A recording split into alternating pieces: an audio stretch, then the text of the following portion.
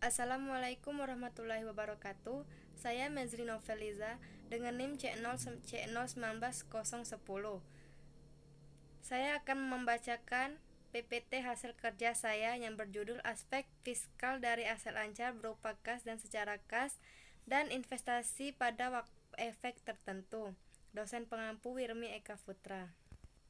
1. Pengertian kas dan setara kas. Kas merupakan alat pertukaran yang dimiliki perusahaan dan siap digunakan dalam transaksi perusahaan setiap saat yang diinginkan. Akun kas juga biasanya ditempatkan pada urutan teratas aset. Setara kas adalah investasi jangka pendek yang sangat likuid yang dimiliki untuk memenuhi komitmen kas jangka pendek, bukan untuk tujuan investasi atau lainnya. Jenis-jenis kas. 1. Petty kas atau kas kecil. Kas kecil adalah kas berupa uang yang disediakan oleh perusahaan untuk membayar pengeluaran-pengeluaran yang jumlahnya relatif kecil dan tidak ekonomis jika dibayarkan dengan menggunakan cek. 2.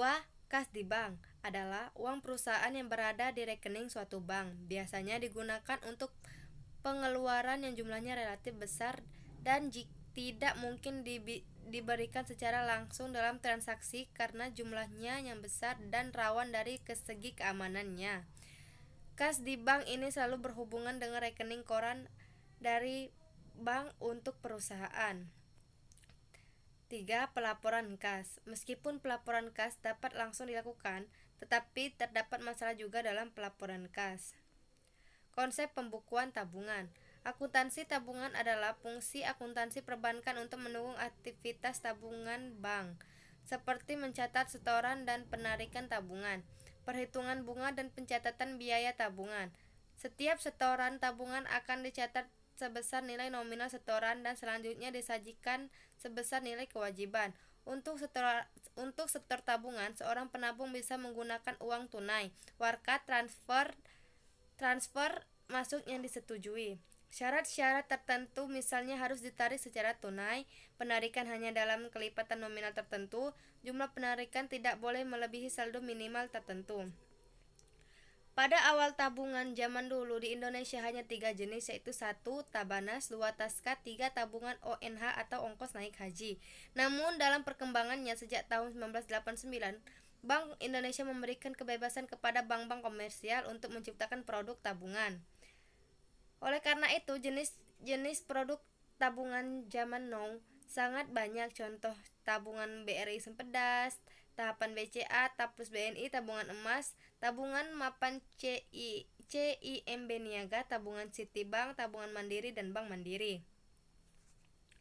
Klasifikasi invest pada efek tertentu adalah surat berharga, yaitu surat pengakuan utang, surat berharga komersial, saham, obligasi, tanda bukti utang, unit pernyataan kontrak investasi kolektif, kontrak berjangka atas efek, dan setiap derivatif dari efek. Efek utang adalah efek yang menunjukkan hubungan hutang piutang antara kreditor dan entitas yang menerbitkan efek. Efek ekuitas adalah efek yang menunjukkan hak kepemilikan atas suatu ekuitas atau hak untuk memperoleh, misalnya warrant opsi beli, atau hak untuk menjual, misalnya opsi jual. Kepemilikan tersebut dengan harga yang telah atau akan ditetapkan.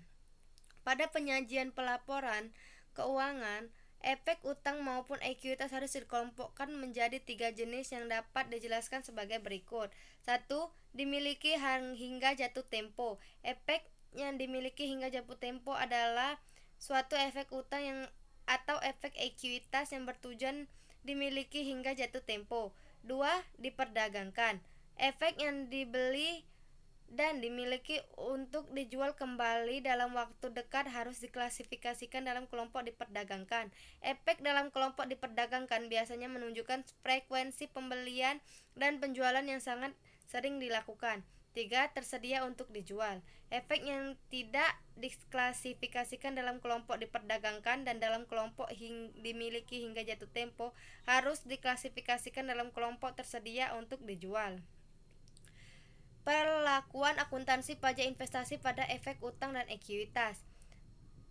Penurunan nilai efek untuk efek individual dalam kelompok tersedia untuk dijual atau tidak dimiliki untuk jatuh tempo. Perusahaan harus menentukan apakah penurunan nilai wajar di bawah biaya perolehan termasuk amortisasi resmi dan diskonto merupakan penurunan yang bersifat atau tidak. Jika tidak, kemungkinan investor tidak dapat diperoleh kembali seluruh jumlah biaya perolehan yang seharusnya diterima sehubungan dengan persyaratan perjanjian efek utang, maka penurunan yang bersifat permanen dianggap telah terjadi. Lembaga keuangan, bank, koperasi kredit, lembaga pembiayaan, dan asuransi. Perusahaan harus mengungkapkan setiap jenis efek utama yang dimiliki sebagai berikut: efek ekuitas yang dikeluarkan oleh pemerintah, efek utang perusahaan, efek utang yang dijamin hipotek, 5 efek utang lainnya, 6 pengakuan dan pengukuran. Pada penyajian laporan keuangan, efek utang maupun ekuitas harus dikelompokkan menjadi 3 jenis yang dapat dijelaskan sebagai berikut: 1. Dimiliki hingga jatuh tempo. 2. Diperdagangkan. 3. Tersedia untuk dijual. Terima kasih. Wassalamualaikum warahmatullahi wabarakatuh.